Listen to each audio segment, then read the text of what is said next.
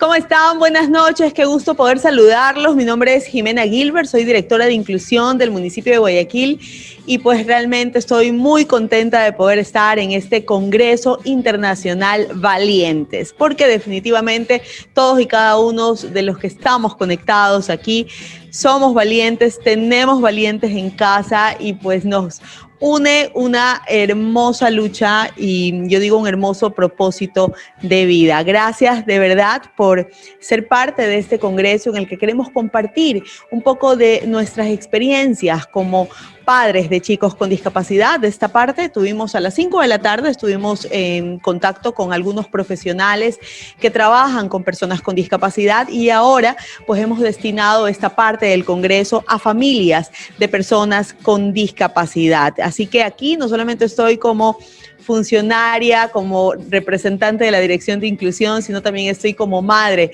de un joven con síndrome de Down. Y pues para empezar, quisiera presentarles un video que nos muestra un poco de ese espíritu resiliente, de esas familias resilientes.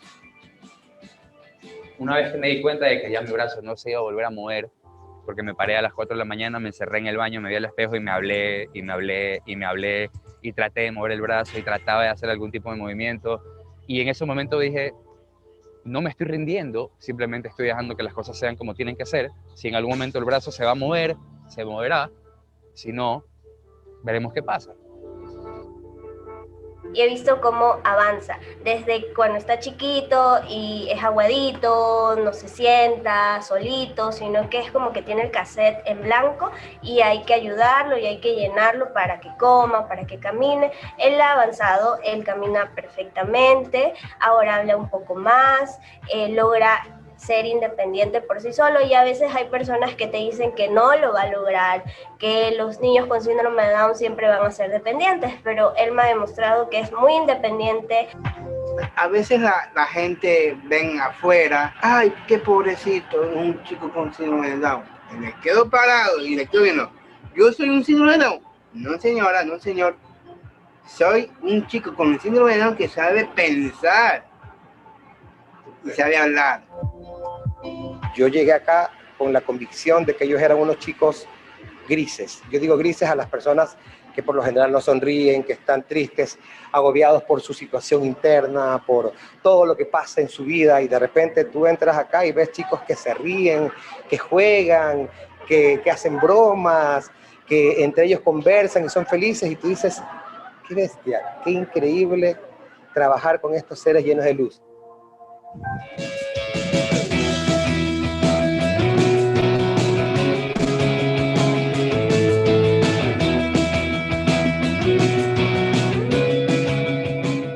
Familias resilientes, ese es el tema en este Congreso Internacional y pues aquí estamos familias de personas con diferentes discapacidades. De hecho, por esto este video recoge un poco de la lucha de algunas discapacidades. Teníamos discapacidad física, discapacidad intelectual, discapacidad visual y todos lo que nos caracteriza es poder ser resilientes, es no detenernos a pesar de los obstáculos, a pesar de lo que nos digan.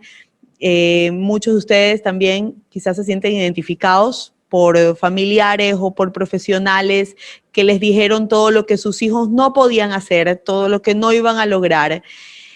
Y pues muchos padres decidimos tapar los oídos a eso y creer en todo lo que sí iban a poder lograr nuestros hijos. Y para poder empezar este congreso, yo quisiera presentar a una invitada muy especial, a quien le agradezco muchísimo por ser parte de este congreso.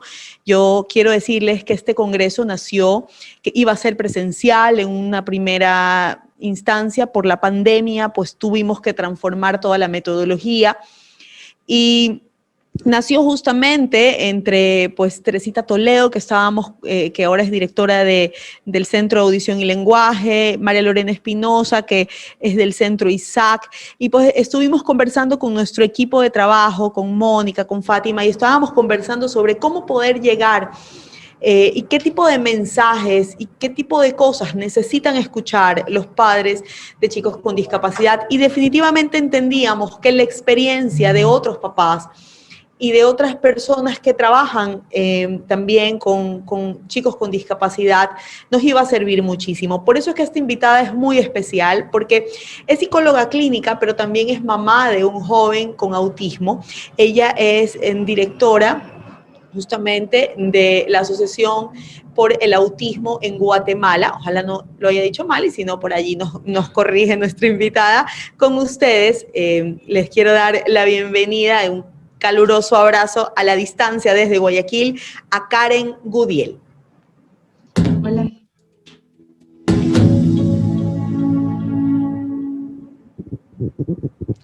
Karen, te escuchamos. Bienvenida. Hola Jimena, muchas gracias, muy amable. Gracias por esta invitación, gracias a ti, gracias a este grupo de valientes, a la Alcaldía de Guayaquil y a mi amiga y colega Lorena Espinosa, María Lorena Espinosa, que tú ya comentaste. Así es que no sé si puedo compartir pantalla ya. ¿Tú me dices? Sí, por supuesto, puedes. Ahí estamos. Okay. ¿Puedes compartir?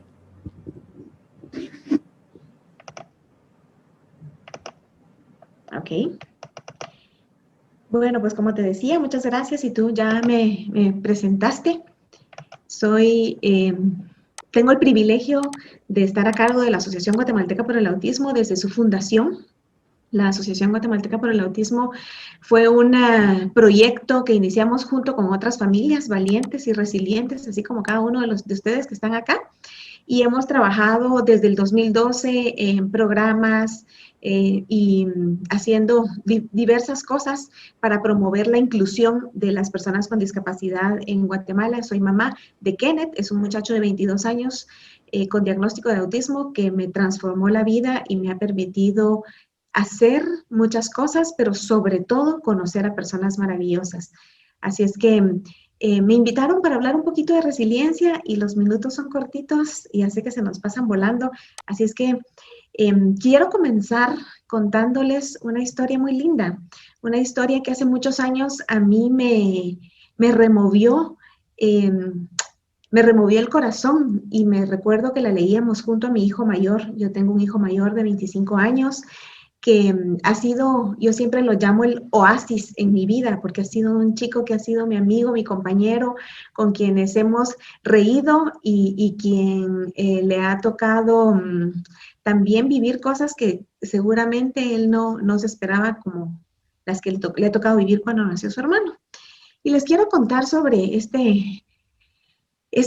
ave hermosa. Yo no sé si ustedes saben, pero en el sur, en las islas del sur, en donde hay mucho frío y hay mucha nieve, existen estas aves que se llaman albatros. Albatros son unas aves muy, muy grandes, son aves que viven de la pesca. Y ellas precisamente tienen unas alas que de punta a punta miden casi 4 metros. Y ellas se elevan muy, muy fuerte porque para poder sumergirse tienen que bucear y así pescan y así pues capturan su alimento. Estas aves, los albatros, cada 3 años ponen un huevo y tienen sus crías. Y una de estas parejas hermosas de albatros que se llamaban Tom y Elda eran expertos, papás, ya habían tenido varias crías y estaban preparándose para tener un bebé más. Y estaban cuidando su huevo, era un huevo grandote. Y lo cuidaban muy bien y bueno, no era nada novedoso para ellos, eran papás expertos, ya sabían lo que venía. Cuando nace finalmente esta cría, este bebé albatros, que como todos pues nace pues con necesidades de comer, lo que ellos sí notaban es que era muy, muy comelón, comía muchísimo y dormía mucho, era dormilón también.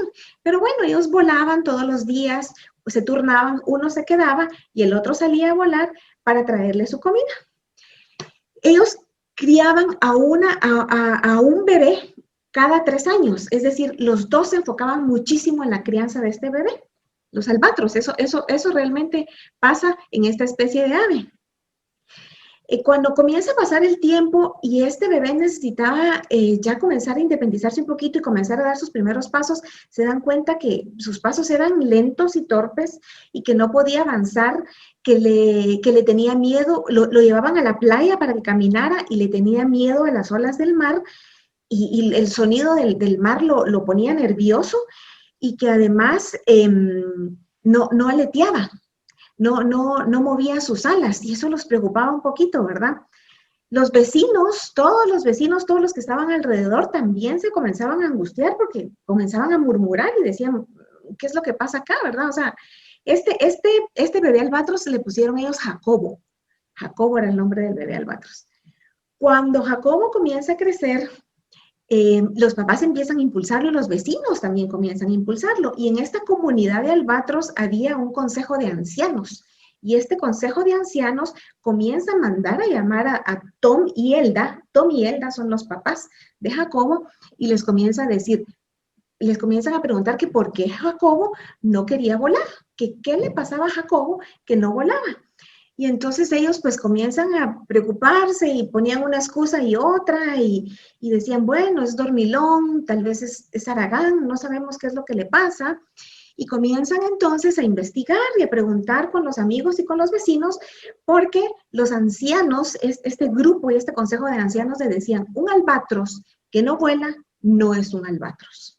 Y además, ¿cómo va a ser para poder alimentarse si no puede pescar? Si no entra al agua, le tiene miedo, le tiene miedo al sonido del mar, al sonido de las olas del mar. No quiere entrar al agua, no nada y no pesca, ¿cómo va a ser para sobrevivir?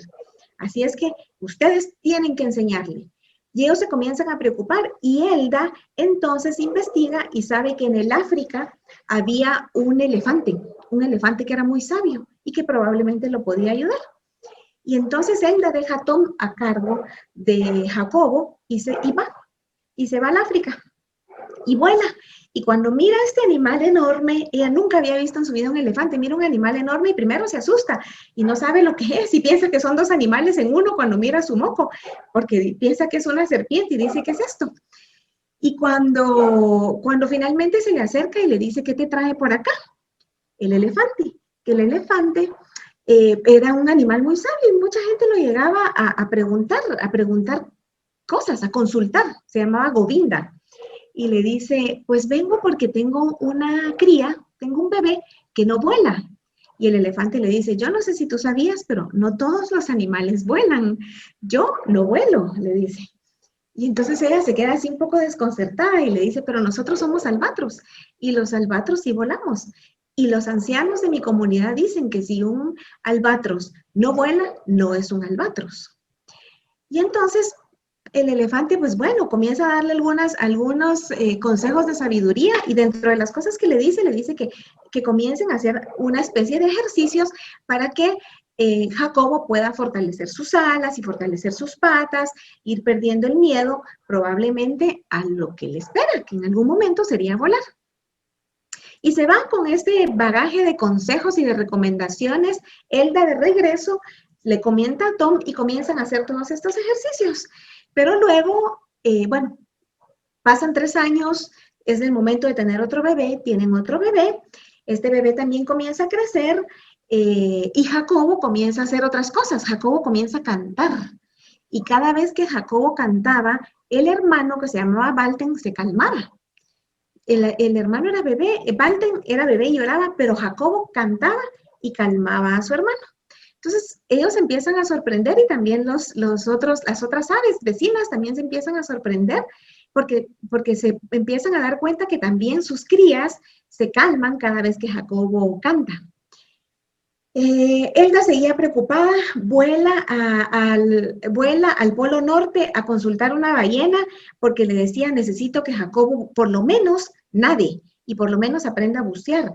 Y va con esta ballena que también era famosa y era sabia, que se llamaba Alma, y le pregunta, ¿cómo hago para que Jacobo pueda volar, pueda aprender a nadar y a bucear? Le da unas recomendaciones, regresa ella con Tom y comienzan entonces a poner un poquito al agua a Jacobo y a quitarle el miedo, y Jacobo finalmente aprende a nadar y también aprende a bucear y aprende entonces a pescar. Ya lo único que le quedaba era aprender a volar. Pero llega el momento y todas las aves que van creciendo y eran más pequeñas que él van creciendo y aprenden a volar y comienzan a pescar y Jacobo nada. Lo que sí pasaba era que Jacobo cada vez cantaba más lindo y cada vez entonces las mamás salían a pescar tranquilas y dejaban a Jacobo entreteniendo a sus crías, cantando a sus crías. Los ancianos vuelven a llamar a Tom y a Elda y les dicen, ¿qué pasa? ¿Por qué Jacobo no aprende a volar? Y Tom y Elda, angustiados, les dicen, no sabemos. Y los ancianos querían echarlos de la comunidad y querían echar a Jacobo, porque en la comunidad de albatros, un albatros que no volaba no era un albatros. Las mamás entonces se ponen de acuerdo entre ellas y todos se dan cuenta que Jacobo tenía una misión hermosa en esa comunidad y su misión era calmar a los bebés. Y cada vez que él cantaba, una y otra vez calmaba a los bebés. Así es que les permiten que se quede. A mí esa historia me encanta, me encantó y me recuerdo que cuando la leíamos con mi hijo, llorábamos ambos, nos conmovía muchísimo porque veíamos las diferencias que Kenneth, mi hijo pequeño tenía, pero que tenía grandes cosas maravillosas y que nos podía enseñar muchas cosas maravillosas y que tenía un lugar hermoso dentro de nuestra pequeña comunidad llamada familia, el espacio donde vivíamos, dentro de nuestra pequeña colonia, él también tenía un espacio hermoso. Y esta historia se las quise contar también, no solo por lo que a mí me conmovía, sino que yo sé que muchos de ustedes se sienten identificadas. Yo sé que muchos de ustedes piensan, así nos hemos sentido nosotros como Tom y Elda, con una búsqueda desesperada de qué hago con esto que me pasó y qué hago para solucionarlo. Y nos vamos a países lejanos, nos vamos a ciudades lejanas, nos vamos a muchos kilómetros de distancia de donde vivimos buscando una respuesta para solucionar y para solventar y para ayudar a nuestros hijos a que sean más independientes, a que logren quizá lo que los otros logran, o sus hermanos, o sus compañeritos de escuela, los otros niños que hemos visto creer, o sus primos, y eso muy probablemente no pasa, ¿verdad? Pero nuestros hijos no dejan de sorprendernos y no dejan de mostrarnos que son capaces de hacer cosas maravillosas y que sí, tienen un lugar muy especial en este mundo y tienen un propósito maravilloso. Entonces, las mamás y los papás, los padres de chicos con discapacidad, tenemos la capacidad de hacer cosas maravillosas en nombre del amor y en nombre de eso que nos mueve, que va más allá de nuestro conocimiento, eso que nos mueve, que no sabemos ni qué es. Cuando nos viene la noticia de que tenemos un hijo con discapacidad, pareciera que nos topamos contra una pared invisible que no la veíamos, no sabíamos que venía, que estaba enfrente de nosotros, pero nos topamos, nos viene la noticia y decimos, ¿y ahora qué? Y no es que esto sea algo malo, es simple y sencillamente que es algo que no nos esperábamos, es algo que no lo teníamos en nuestro mapa, ni en nuestro plan. Nuestro plan era otro, nuestro plan era totalmente diferente. Y esto incierto, esto novedoso, es lo que a nosotros nos acongoja, nos angustia y nos hace sufrir esa especie de trauma, eso que nos impacta. ¿Qué es la resiliencia? La resiliencia, yo me permití revisar ahí a varios autores y uno de ellos, Boris Cyrulnik. Boris Cyrulnik él es neurólogo, es psiquiatra, es psicoanalista también. Él ha trabajado mucho en el tema de la resiliencia para niños y él dice que la resiliencia es iniciar un nuevo desarrollo después de un trauma. Y un trauma, explica él también, que ahora ya la ciencia nos puede mostrar la diferencia entre un trauma y el dolor y un estado de tristeza. El trauma, cuando una persona sufre un trauma, pareciera ser que el cerebro realmente se detiene por un momento, que deja de funcionar por un momento. Cuando estamos tristes o cuando estamos con sentimientos de tristeza, el cerebro sigue en su proceso, sigue funcionando, pero no se detiene momentáneamente. Así es que eso nos impacta un poquito, ¿verdad? O sea, cuando hemos sufrido un trauma, hay un impacto fuertísimo. Y según él, la resiliencia es precisamente eso, es después de haber sufrido un trauma, tener la capacidad de iniciar un nuevo desarrollo. Schreier y Carver dicen que es la capacidad de ajuste personal y social, a pesar de vivir en un contexto desfavorable y de haber tenido experiencias traumáticas, la capacidad de resistir a las adversidades, el control sobre el curso de la propia vida, el optimismo y una visión positiva de la existencia. Si pensamos nuevamente en Elda y en Tom, ¿qué hacen ellos? Estaban viviendo en un ambiente bastante hostil, ¿verdad? Y esto puede ser muy similar a lo que nosotros vivimos. Puede ser que la familia no nos comprenda, puede ser que nosotros nos sintamos que alrededor, la gente alrededor murmura y dice cosas extrañas de nosotros, o nos critican nuestra forma de crianza, o por qué no has ido a tal lugar, o por qué no vas a tal otro, o por qué no dejas de ver y hacer esto, y pasan todas estas cosas que constantemente pareciera que estamos viviendo en un ambiente hostil, y que todo se nos dificulta. Pues a pesar de esa adversidad y de ese contexto desfavorable en el que muchas veces nos vemos, tenemos también la capacidad de resistir, y podemos tener el control sobre nuestra propia vida y podemos hacer cosas nuevas y novedosas que no pensábamos que podíamos hacer, como por ejemplo, viajar a otro continente, como hizo Elda, volar a otro continente para preguntarle a un elefante sabio, ¿verdad? ¿Qué puedo hacer con mi hijo? ¿Cómo hago para que mi hijo pueda hacer esas cosas que la gente me dice que no sabe hacer y que yo sé que porque mis otras crías sí lo sabían hacer, ¿verdad? Pero yo quiero ayudarlo, quiero lo mejor para él y quiero que se defienda y quiero que sea capaz además de sobrevivir. Y para sobrevivir va a necesitar pescar, va a necesitar meterse al agua, número 1, ¿verdad? Sumergirse, bucear y poder pescar.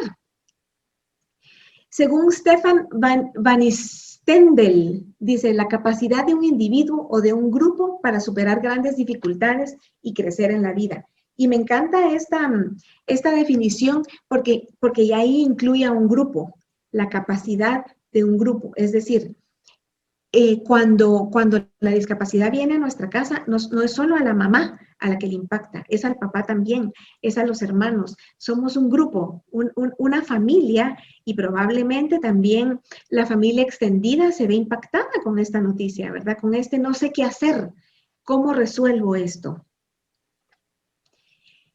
Y entonces, ¿cuáles son unas claves que podríamos nosotros tomar en cuenta para ser más resilientes? A pesar de que, en realidad, si nos damos cuenta y si revisamos cuál ha sido la historia de cada uno de nosotros, pues lo estamos haciendo bien. No todos hacemos lo mismo. No todos, como yo, por ejemplo, ¿verdad? Van a poner una institución. Y tampoco es importante ni es necesario que lo hagan, pero lo que sí es cierto es que todos tenemos la capacidad de levantarnos y de transformar esa realidad y de ese dolor que teníamos, transformarlo en algo bueno y en un mejor futuro para esta personita hermosa que ahora está en nuestras manos y que nos viene a enseñar muchas cosas. ¿Y cuáles son esas claves que podríamos nosotros tomar en cuenta y echar a andar para ser más resilientes? Uno, y principalmente, diría yo, es hacerse acompañar y tener una red de apoyo. Muchas veces, cuando la discapacidad viene a nuestra vida, la noticia de la discapacidad, nos sentimos muy solos porque sentimos que somos los únicos en el mundo a los que nos está pasando esto. Así es que, nosotros mismos rechazamos a la gente que se nos acerca, ¿verdad? Rechazamos los consejos, no queremos que nadie nos hable y tendemos a aislarnos. Y a veces es un poco de miedo, a veces es vergüenza, a veces es culpa, porque una de las cosas que sucede también cuando viene la discapacidad es que también nos manejamos muchísima culpa, pero es súper importante tener una red de apoyo. Cuando tenemos una red de contención, gente con la que podemos contar, pueden ser profesionales, pueden ser mamá, puede ser papá, puede ser una mejor amiga, un mejor amigo, un grupo de amigos, gente linda con la que podemos contar, a la que le podemos hablar, llamar y decir cómo nos sentimos y que en algún momento también nos va a ayudar a descansar. Esa gente es importante tenerla cerca. Y idealmente, si hay un acompañamiento profesional, es aún mejor. pero si no, por lo menos que tengamos una red de contención importante cerca de nosotros. Segundo, cuidarse de uno mismo.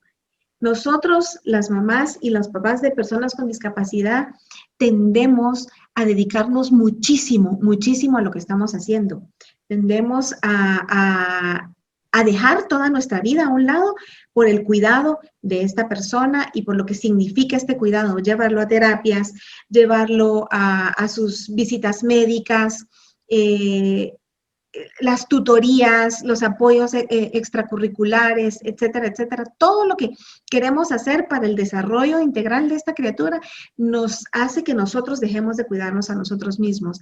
Déjenme decirles que lo que hemos escuchado muchas veces, este ejemplo seguramente ya lo han escuchado muchas veces en otras conversaciones y en otras charlas de lo que dicen en los aviones, de ponerse uno primero el oxígeno y después ponérselo a la persona que tengo a cuidado.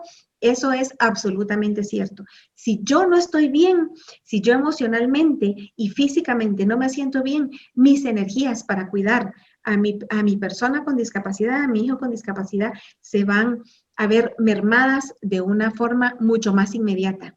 Nos vamos a agotar y de verdad, disfrutemos nuestro camino al lado de nuestro hijo y al lado de nuestra familia. Hacer equipo. Para mí, ¿qué es hacer equipo? Para mí hacer equipo es, si está la pareja conmigo, pongámonos de acuerdo. Una de las cosas que suele suceder en las parejas de padres con discapacidad es que uno quiere tomar un camino y otro quiere tomar otro. Hagámoslo así y el otro quiere hacerlo así. Y eso genera un desgaste terrible y por eso muchas veces las familias se separan, las familias de personas con discapacidad, por el desgaste que ya implica el cuidado en sí, más esta forma de solucionar que pareciera ser que estamos totalmente separados en la toma de decisiones. Hagamos equipo, conciliemos, encontremos puntos intermedios. Créanme que es en beneficio de ustedes, es en beneficio de la personita con discapacidad que está a su cuidado y es en beneficio de los otros hijos. Y así después, por otras razones, esto no es una recomendación ni nada, pero si después por otras razones la familia se separa, por lo menos en lo que tiene que ver con los hijos, hagan equipo, pónganse de acuerdo. Eso va a ayudar a un mejor desarrollo de su hijo. Y luego mantener la perspectiva, tener claro en dónde estamos, qué es lo que estamos haciendo, qué es lo que queremos hacer y tener una perspectiva clara, ¿verdad? Cuando tenemos el problema acá enfrente, en donde no podemos ver con claridad, nos vamos a sentir muy agobiados. Pero si sabemos que la discapacidad es algo que nos va a acompañar toda la vida y lo vemos y lo vamos disfrutando ese camino y lo vamos disfrutando en cada una de sus etapas, va a ser un camino mucho más liviano. Y luego les quería mostrar esta fotografía de esta preciosa planta que donde sea yo, la verdad es que he tenido el privilegio de estar en muchas ciudades y a donde sea que voy, de verdad, existe y está así. Está en las banquetas, está en los arriates, está en todas partes y seguramente ustedes lo han visto. Y es conocido como el diente de león, en inglés se le llama dandelion flower. Es una flor silvestre, está en todos lados y siempre la vemos. Si ustedes se dan cuenta, donde van caminando, aparece por ahí. En el campo está también. Esta flor a mí me encanta, es lindísima y se podría decir que es mi flor favorita precisamente por eso, porque tiene una capacidad de transformarse y de resurgir, además es hermosa. Y cuando la soplamos, también nos ayuda a nosotros a pensar en que hay esperanza, ¿verdad? Y en que podemos pensar en cosas buenas. Dice que el diente de león crece en lugares sorprendentes e inesperados. Es como un símbolo de realismo que se une con la esperanza. La resiliencia nos invita a articular la esperanza y el realismo, de acuerdo con la hermosa fórmula del profesor alemán Friedrich Lossel. El realismo y la esperanza son la vida. Si falta el realismo, vivimos en peligrosas ilusiones. Si falta la esperanza, podemos caer en la trampa del cinismo que ahoga la vida. Así es que una mezcla hermosa de realismo y esperanza creo que nos va a ayudar a pasar mejor este camino. Muchas gracias y les presento ahí a Kenneth. Ese es Kenneth, ese es mi hijo. Tiene hoy 22 años. Es un muchacho que a los 4 años y medio fue diagnosticado con autismo. No sabíamos qué hacer. En Guatemala habían solo 2 profesionales que conocían del tema y yo me recuerdo ir a comprar un libro de este tamaño, que era el único libro que había en las librerías en Guatemala de autismo. Me metí entre las colchas o chamarras, o no sé cómo le dicen ustedes en su país, pero yo me metí en la cama, me tapé y me puse a leerlo, y no sabía qué hacer con toda esa información. Pensaba, ¿qué voy a hacer con esto? Era una palabra que nunca había escuchado en mi vida. Y en Guatemala, de verdad, los servicios eran muy pocos y eran extremadamente costosos. Y sin embargo, tuve la dicha de conocer a gente de Venezuela que venía cada 6 meses a Guatemala. Me uní a un grupo de mamás valientes y resilientes que me enseñaron el camino, y gracias a ellas pude aprender cómo ayudar a mi hijo. Kenneth ha pasado por diferentes procesos, y previo a la pandemia tenía 3 años de estar en un proceso de inclusión laboral, con acompañamientos, por supuesto. Así es que sí se puede, lo podemos hacer, lo estamos haciendo bien, y cada quien hace lo que puede con lo que tiene. Y lo que tiene, me refiero a lo que tenemos como personas, como seres humanos, a nuestra fuerza propia y única, y a nuestros recursos. Así es que yo les deseo todo lo mejor y que Dios los bendiga. Y muchas gracias.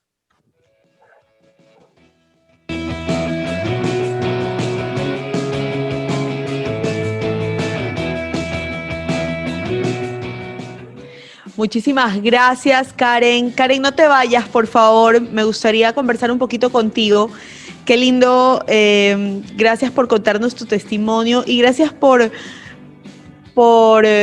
hablarnos de resiliencia de una manera tan didáctica, tan hermosa, ¿no? Me encantó además este ejemplo que pusiste al final entre la realidad y lo sorprendente, ¿no? Lo del diente de león.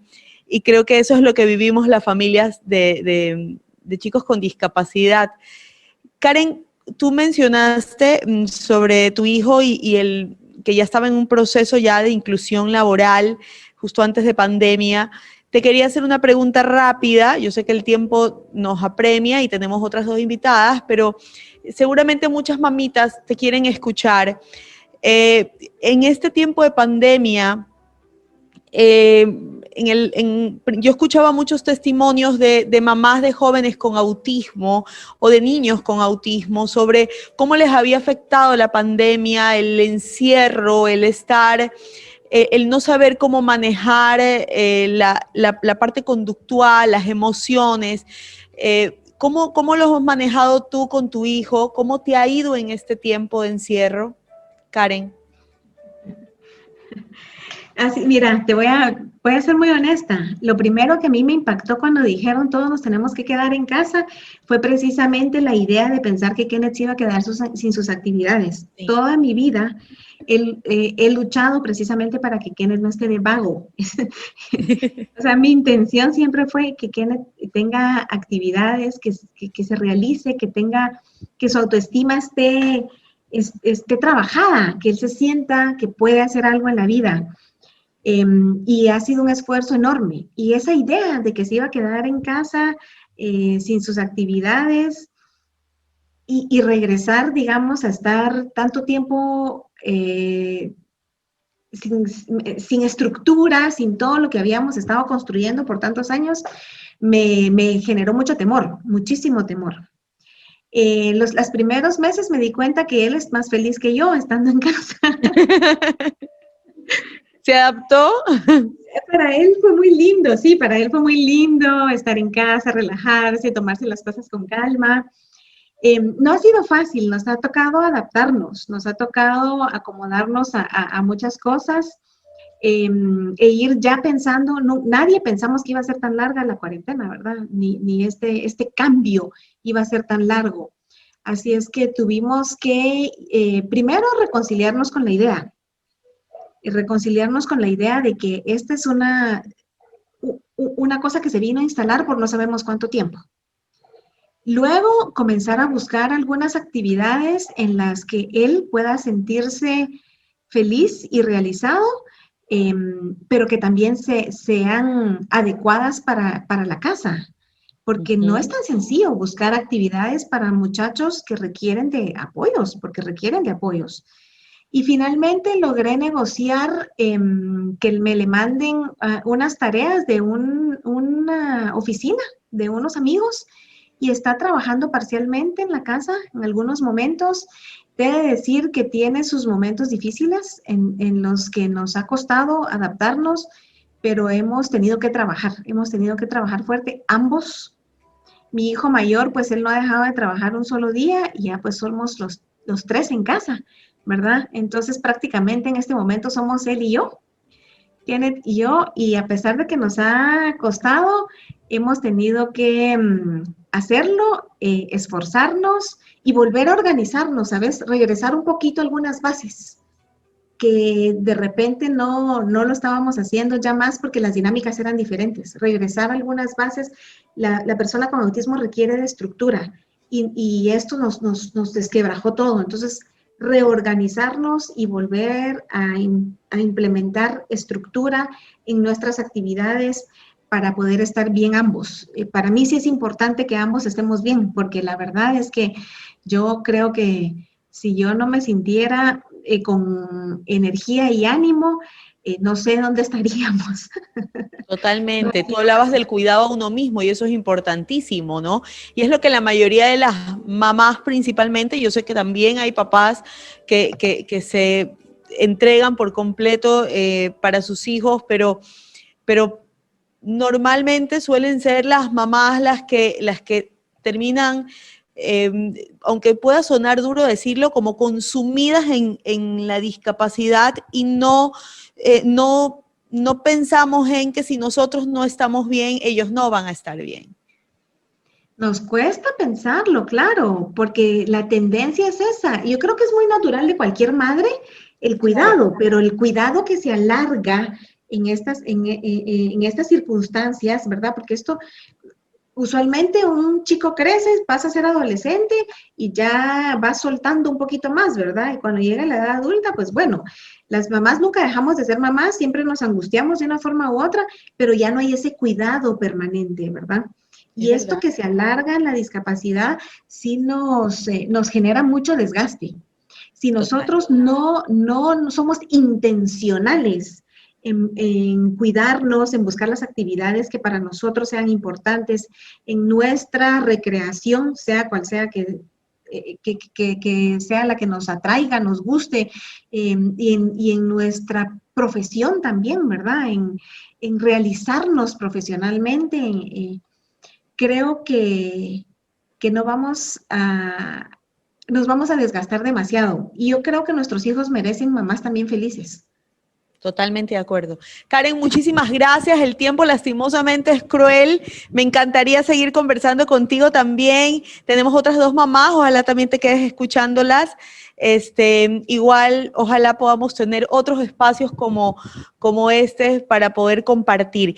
Tenemos ahora nuestra siguiente invitada. De verdad, muchísimas gracias a Karen. Ahora vamos a presentarles a una persona que conozco hace muchísimos años y a quien admiro por el gran trabajo además que ha hecho con su hijo, que de hecho está conectado por ahí, ya lo vi saludando desesperado y ustedes lo vieron en el video. Se trata de Aldito, que lo vieron en el video, que decía: yo síndrome de Down, señor, yo soy un síndrome de Down que sé pensar y sé hablar, decía Aldo.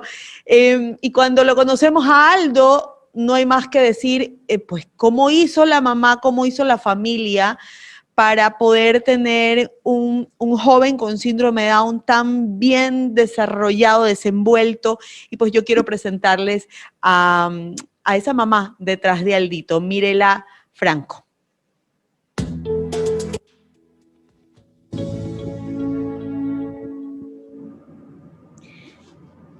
Ya estamos aquí con Mirela. Mirela, qué gusto, hola, amiga. Jime, muchas gracias por la invitación. Buenas noches con todos. Para mí es un placer ser parte de este primer congreso de personas resilientes y de valientes, más que todo, ¿no? Y ahí lo ves a Aldito que te hace barras así en silencio y te manda besos. Yo también le mando un beso gigante a Aldito. Bueno, de cariño le digo Aldito, pero ya está grande Aldo. ¿Ya? ¿Cuántos años tiene Aldo? Aldo tiene 23 años. Familias resilientes, mi querida Mirela, a ti te tocó una lucha bastante difícil porque no tenías tampoco esa pareja que pueda hacer ese complemento para poder sacar adelante a Aldito, ¿no? Entonces, te fajaste allí, dijiste, bueno, no me voy a quedar, voy a hacerlo sola. Así es, Jimé. Bueno, en realidad yo creo que no para nadie es fácil ser madre de un hijo especial. Creo que en mi caso nunca supe que traía, o sea, que estaba esperando un hijo con síndrome de Down. A los 15 días de nacido, Aldo, yo recién, el médico descubrió que mi hijo era un chico con síndrome de Down. Igualito. Sí, esto me golpeó, sí me golpeó, nos pasó igual. Me golpeó, pero creo que tuve la fortaleza para no dejarme vencer. Lloré, sufrí, pregunté muchas veces a Dios por qué a mí. Acudí a un sacerdote, amigo, y entonces me impactó su frase que me dijo, yo le dije, pero padre, ¿por qué a mí? Y me dijo, ¿por qué no a ti? No preguntes por qué, pregunta, o sea, ¿por qué Dios te escogió a ti para darte un hijo especial? Me dijo, tienes que pensar que un hijo especial, Dios se lo envía a una persona especial. Y ese es el ángel que Dios te ha dado para que tú lo guíes por el camino. Bueno, esas palabras del Padre llegaron a mi corazón, aunque me sentía todavía así un poco débil, pero ahí comenzó mi lucha. Yo dije, con llorar, creo que lloré toda una noche y dije, no más. Con llorar yo no voy a no voy a conseguir sacar adelante a mi hijo. Y gracias a Dios siempre encontré personas buenas en el camino. O sea, he encontrado de todo. He encontrado piedras, pero también he encontrado muchas cosas buenas. Entre esos, Jime, ¿no? Mis hijos, los hermanos de Aldito han sido un gran apoyo, eran mayores, ¿no? Entonces, y si bien es cierto, mi esposo no es el padre de Aldo, su padre biológico, pero es su padre del corazón. Lo ama, lo he visto. Sí, es un hombre maravilloso que, si bien es cierto, al principio, dentro de los primeros 10 años de Aldo, fue muy difícil porque la lucha fue sola y no tenía ese apoyo que uno necesita de la pareja para poder sacar adelante. Pero no me arrepiento, porque creo que si yo hubiese seguido al lado de esa persona, mi hijo no sería quien es ahora. Entonces, tuve el valor de dejar de lado a esa persona y luchar por mi hijo. Y en el camino, pues, Dios me permitió nuevamente regresar con Javier, que es mi actual esposo, mi primer enamorado y quien siempre estuvo pendiente de lo que ocurría en mi vida, ¿no?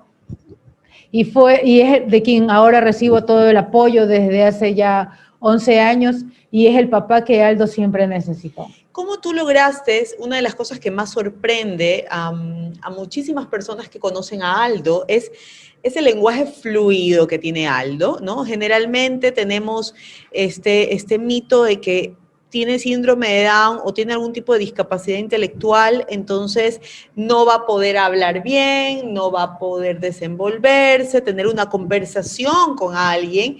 De hecho, nos pasa mucho que lo que hacen es sí, ajá, pero no en realidad se interesan de tener una conversación, por ejemplo, con un niño, con un joven con síndrome de Down. Esto no pasa con Aldo. ¿Cómo lo conseguiste? Bueno, por un lado, con la constancia de las terapias. Aldo empezó a recibir terapias desde los 15 días de nacido. ¿Tú aprendiste a hacerle las terapias en casa también, Mirela? Sí, yo aprendí a hacerle las terapias. Los primeros 7 años de Aldo, yo me dediqué a él por completo.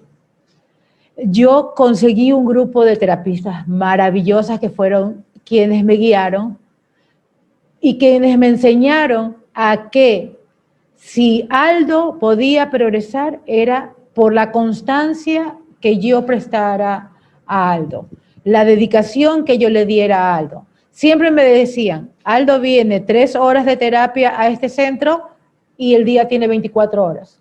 El resto de las horas son tuyas. Aldo va a hacer exactamente lo que tú quieres que sea. ¿Tú lo tratabas en casa como cualquiera de tus otros hijos? Siempre lo hemos tratado por igual. Nunca hemos visto en Aldo un chico con discapacidad. Y creo que es eso lo que él refleja cuando tú lo conoces. Él es un chico autosuficiente, él es un chico que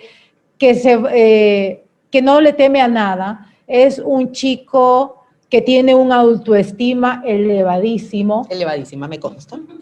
Él es la persona, o sea, para él nada es imposible. Divino. Él todo lo puede. Y si no lo puede, pues lo hace, o sea, hace hasta que lo consigue. Entonces, él es un valiente. Él está haciéndonos señas, diciendo que él es inteligente, Así ¿no? es. Entonces nos está haciendo las señas.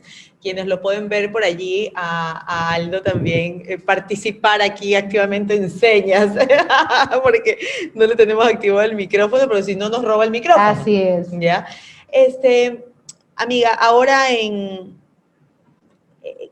el tema de poder romper, ¿no? El temor al rechazo. Hace un rato conversábamos.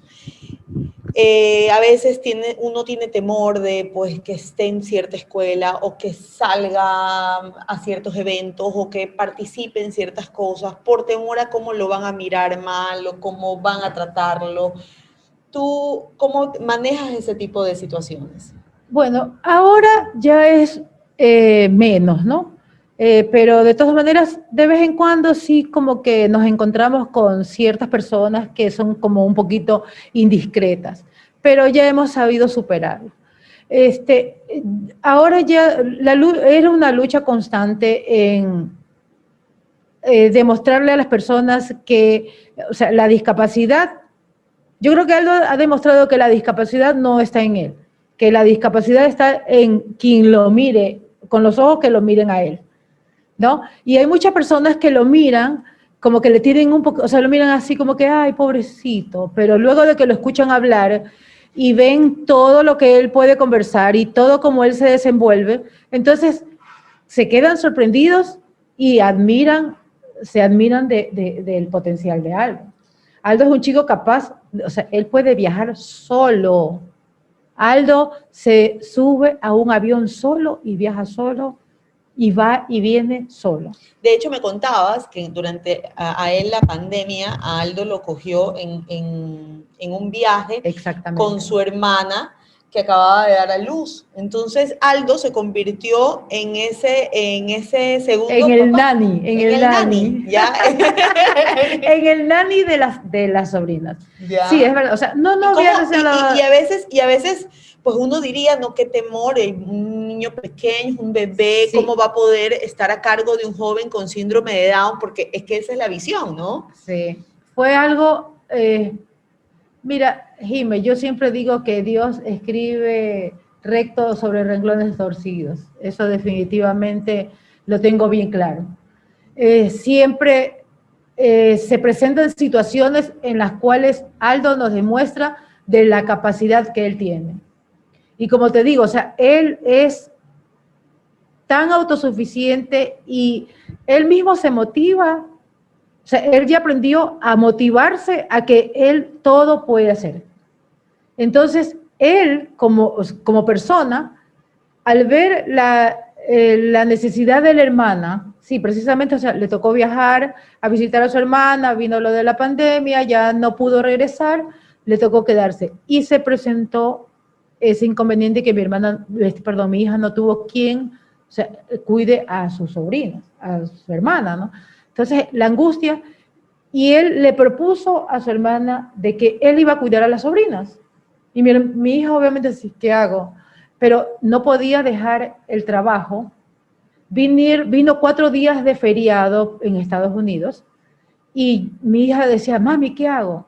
Hija, enséñale que él en esos 4 días que tú tienes, algo va a aprender.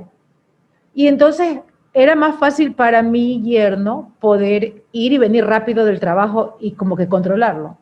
Los primeros días, claro, ellos con temor pusieron cámaras y todo, ¿me entiendes? Y vigilándolo y mirándolo y mi hija hablándole, direccionándolo. Pero, o sea, pasó una semana y ya Aldo estaba cuidando a una niña de tan solo 3 años y una niña de 1 año. Wow. Claro, en periodos de 2 horas, 3 horas, pero ustedes saben que una niña de 1 año se hace su pipí, se hace, ¿no? Y entonces, él limpiaba también a su en la sobrina. primera vez, pobrecito, mi hijito pasó penurias porque, mamá, pero créame que, o sea, más valiente que mi hijo. Increíble. Es impresionante. De verdad que mi hijo es impresionante. Escuchábamos, para finalizar, Mirelita, porque tenemos también, Claro y el que tiempo sí. se nos va volando, Así es, increíble. así Para finalizar, yo escuchaba a Karen y nosotros aquí asentábamos y escuchábamos la historia que nos presentaba Karen de este pajarito y cómo el mundo generalmente te suele decir todo lo que debería hacer ese niño y pues que no cumple las expectativas de la sociedad.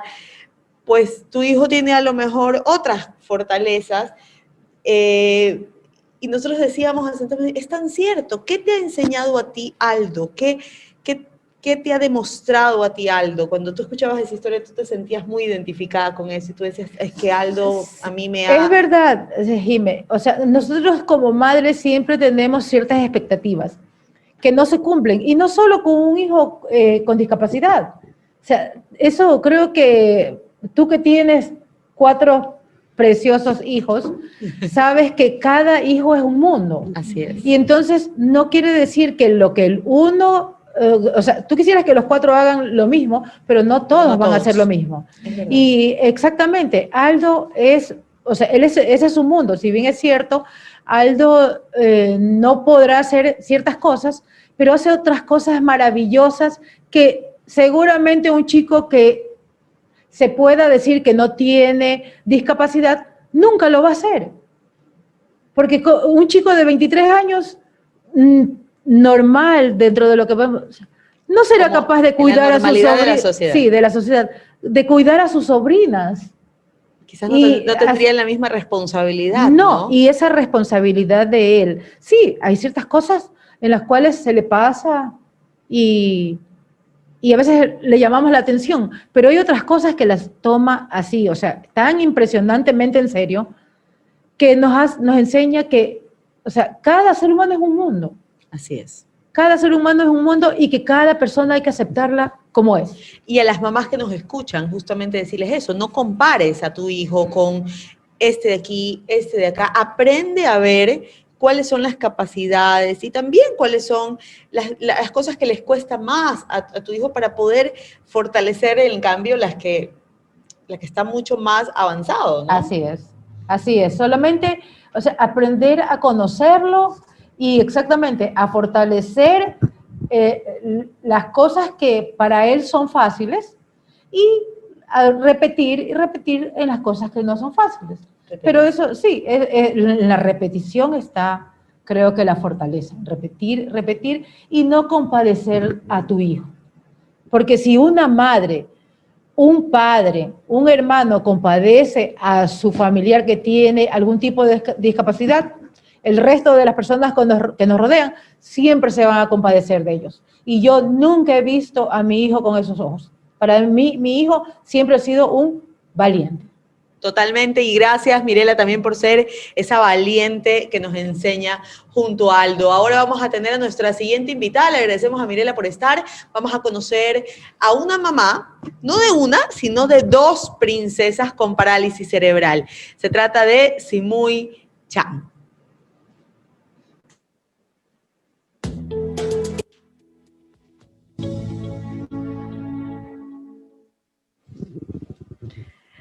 Ok, ya está con nosotros Simui. Es una mamá que también conocí hace algunos años cuando armamos el primer grupo de la red de apoyo familiar.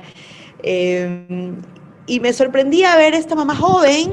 Usted es joven, amiga. Joven, con 2 hijas con parálisis cerebral, pero así muy empoderada de la inclusión, luchadora.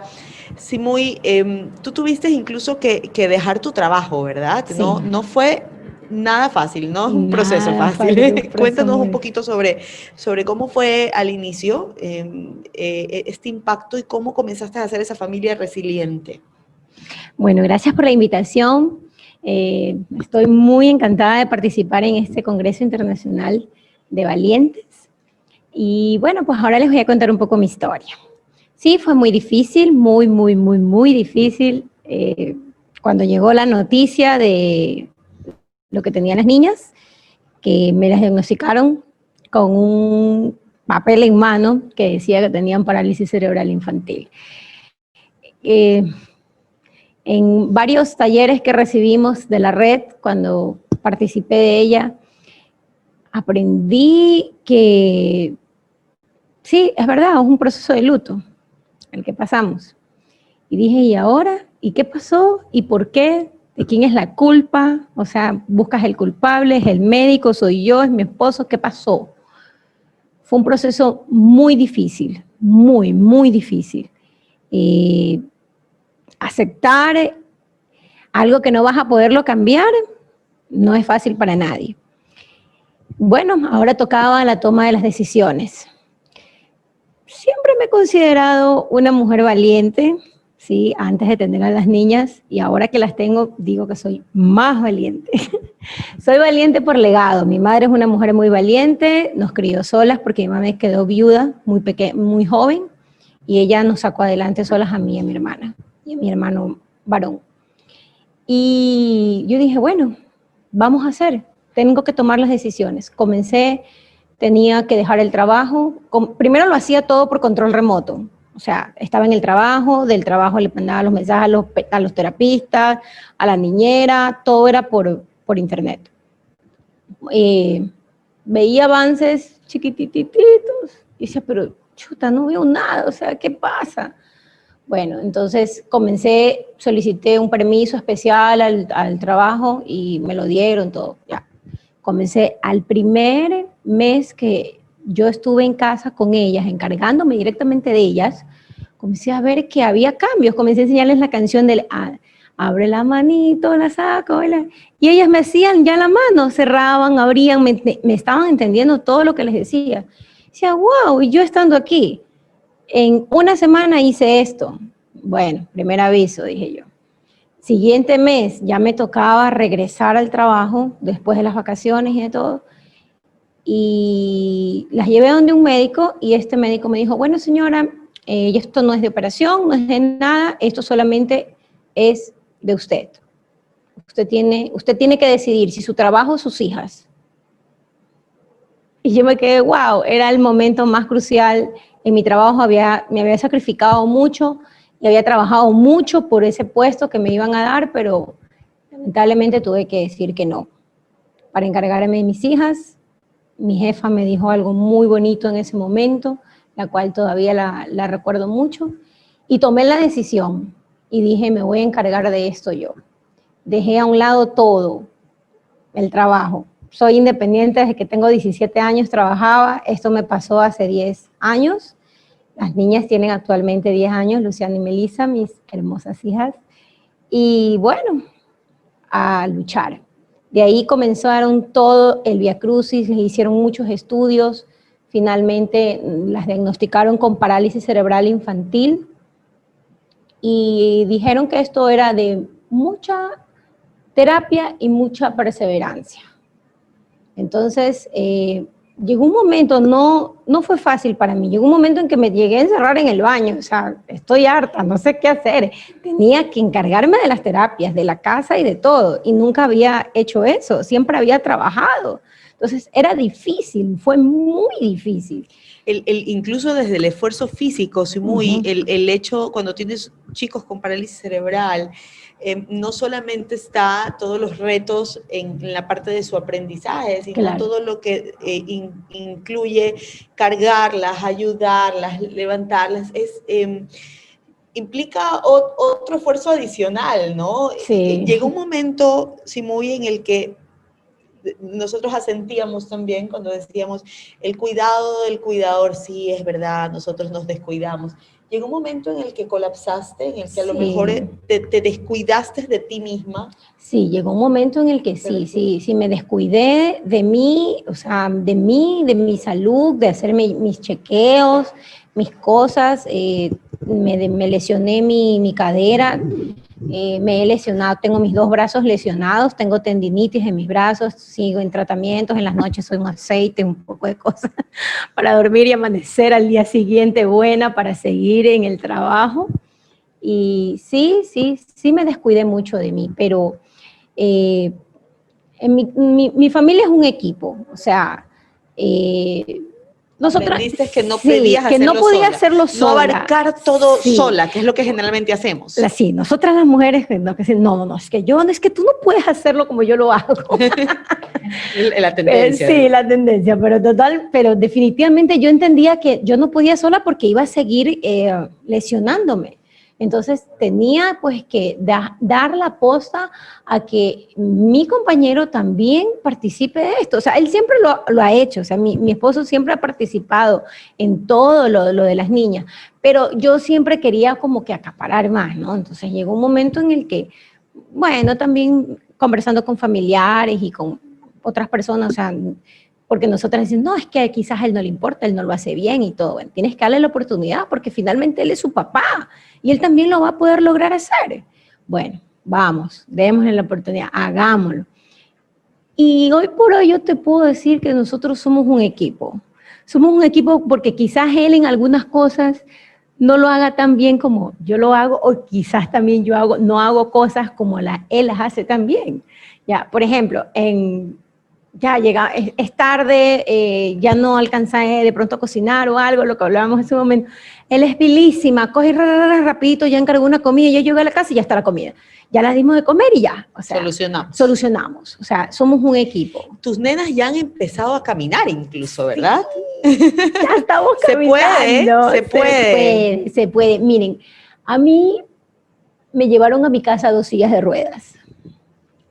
Me llevaron a mi casa y me dijeron, bueno, como estaban inscritas, pues obviamente cuando saqué el carnet de discapacidad y todo, me dijeron que me iban a ayudar con una ayuda técnica y me llevaron a la puerta de mi casa 2 sillas de ruedas. Yo me quedé, wow. Las niñas tenían 5 años. Yo miraba esas sillas, le dije, déjenlas ahí, me hicieron firmar unos papeles. Yo salía al garaje de mi casa, veía las sillas de ruedas y me volví a entrar. Y me daba un no sé qué sé yo, y lloraba. No puedes, no, decía yo. Otra vez salía, otra vez. Así que un día cogí, las metí en el carro y me fui al centro de salud. Y le dijo, por favor, quiero devolver esta silla de ruedas. Me quedaron mirando con una cara rara, ¿no? ¿Está segura, señora? Nadie devuelve silla de ruedas. Sí, o sea, ¿está segura, señora, que usted quiere? Sí, estoy segura. Me dice, pero usted va a firmar un papel donde dice que usted va a devolver esas. Sí, yo las voy a devolver. ¿Pero por qué las quiere devolver si usted las necesita? Le digo, no, es que mis hijas sí van a caminar. Y yo las quiero devolver porque quizás hay algún niño que pueda tener una condición más grave que la de mis hijas y él la pueda necesitar. Pero yo se las quiero devolver porque mis hijas sí van a caminar. Bueno, señora, está bien. Usted desea devolverla, firme aquí. Le firmé y me fui. No las quiero ver más ahí y mis hijas sí van a caminar. Y hoy Luciana y Melissa tienen 10 años y medio. Terapia. Y ellas terapia y caminan. Caballos, piscina. Pregúntame qué terapia no les he hecho, pero porque yo en todas he estado, en todas. Lo que tenga que ver con terapia física y terapias cognitivas, yo he estado ahí. Lenguaje. Has aprendido lo que te decía Mirela, tú a ser coterapista de tu hija, sí. De tus hijas. Sí. Es importante que nosotros aprendamos a ser esos coterapistas. Sí, es muy importante que nosotros los padres nos involucremos y que aprendamos a conocer, porque, por ejemplo, o sea, dicen, no, es que no dice chao, porque no lo hace así. está bien, no lo hace así, pero lo hace de otra forma. Por ejemplo, mi hija no hace chao así. Mi hija, perdón, hace chao así. Así es, chao. Ajá, así. Ella hace chao así. Pero, y te dice chao así, o sea, lo hace al revés, pero lo hace. Entonces, es su forma, o sea, ellos son diferentes, pero no es que no lo puedan hacer, sino que lo van a hacer de forma diferente. Y aprender, tú le dirías a todos los papitos que nos escuchan, que aprendamos a amar, a conocer a nuestros hijos y a dejarlos hacer también ellos, ¿no? Sí, a dejarlos hacer ellos, a dejarlos que ellos se desenvuelvan en ese mundo, en ese mundo que tenemos en nuestra casa, o sea, porque fuera quizás ellos se puedan poner un poquito tensos porque no se conocen ese camino y todo, pero no significa que no lo puedan hacer. Sí lo van a hacer. Entonces, ahí estamos nosotros. Debemos aprender a conocerlos, a estudiarlos, a saber qué es la forma de cómo ellos van a reaccionar a ciertas situaciones. En pandemia a ti te tocó improvisar espacios para poder manejar el tema emocional también de ellas. Sí. Por ejemplo, ¿qué hiciste? Por ejemplo, yo hacía cosas así como juegos improvisados. Me acordaba cuando yo era niña y decía, yo me gustaba jugar a la casita, y yo debajo de la mesa ponía unas sábanas a los lados y todo, y hacía unas casitas, y le digo, bueno, hoy día vamos a jugar a la casita. Me decía yo, y las ponía así, o debajo de la colcha, o sea, cosas así, cosas donde ellas se sintieran que estaban jugando. ¿Hiciste una rayuela, me decías, con? Sí, hice una rayuela con cinta de papel, de esa cinta que utilizas cuando vas a pintar. Hice una rayuela con eso en el garaje de mi casa. Me inventé un juego, miren, me inventé un juego con manguera en el garaje donde pongo jabón en el piso de cerámica y como está el agua por la manguera y la ruedo. Entonces el papá la agarra de un lado y yo la agarro del otro lado. Ya, o sea, y ese un día así de sol y de todo, porque genera ansiedad. Si uno que no tiene, o sea, que es una persona regular, te genera ansiedad el encierro. Ahora, no se diga un niño que está ahí con una televisión todo el día, ¡wow!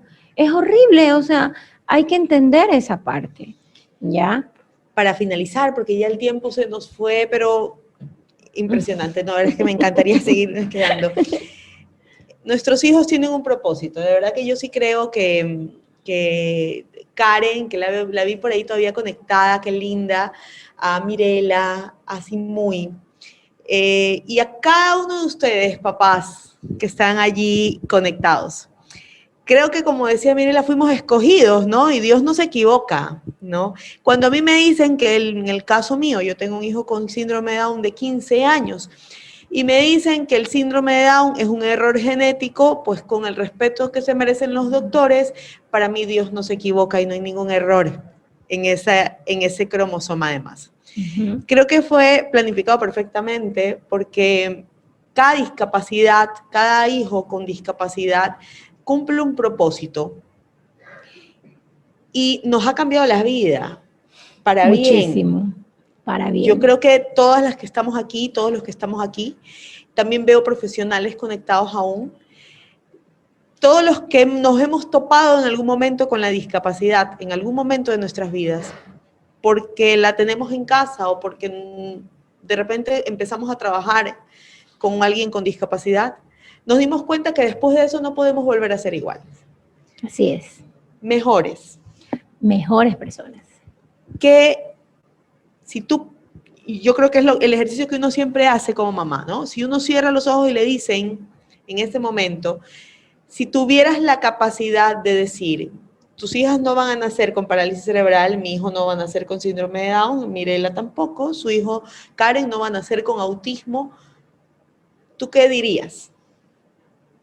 Es difícil decir algo así. Sí, es muy difícil, pero si tú me preguntas en este momento, si cambiaría mi vida por la otra vida, o sea que no, yo prefiero esta, porque esta vida que tengo ahora es la que yo lo hacía por control remoto y yo no me sentía llena, yo me sentía que yo no estaba haciendo las cosas como eran, como debería. Entonces, al dejar mi trabajo, que era algo muy especial para mí, me enseñó que la familia, a mis hijas, yo las iba a tener siempre. En cambio, el trabajo se va, terminas, te jubilas o te botan o lo que sea y nada. O te reemplazan y ya está. En cambio, las niñas no. Entonces, yo entendí eso y yo no cambio esta vida por mi anterior vida o porque mis hijas no tengan discapacidad. Porque quizás esta discapacidad que tienen mis hijas es lo que me enseñó a mí a ser una persona resiliente. Yo no sabía, yo aprendí esta palabra en los talleres de la red. Ya, ahí aprendí esta palabra y yo dije, wow, yo soy una persona resiliente. No lo he sabido, porque yo siempre saqué algo positivo de esto. ¿Y qué es lo positivo? Que me enseñó a ver por mi prójimo, ¿ya? Me enseñó a ser una mejor persona, a ponerme en los zapatos de otra persona, porque no es lo mismo, o sea, ver las cosas desde la óptica que los vemos nosotros, los padres con hijos con discapacidad, de un padre que su hijo no tiene discapacidad. Entonces, totalmente diferente. Entonces, esta vida de ahora es mejor, definitivamente, es mejor. Gracias, mi querida Simuy, y gracias a todos los que están conectados. Yo quiero decirles, ya me ponen la canción, me están botando de una, por Dios. Ya, chao. Yo quiero decirles que definitivamente este es mejor. Seguramente, como Simuy, muchos no se han dado cuenta que son resilientes. Resilientes te levantas de no importa la situación que te toque vivir. En este momento yo quiero decirles que con la pandemia el mundo le ha tocado ser resiliente, pero nosotros tenemos una ventaja, aprendimos desde antes con la discapacidad a ser resilientes.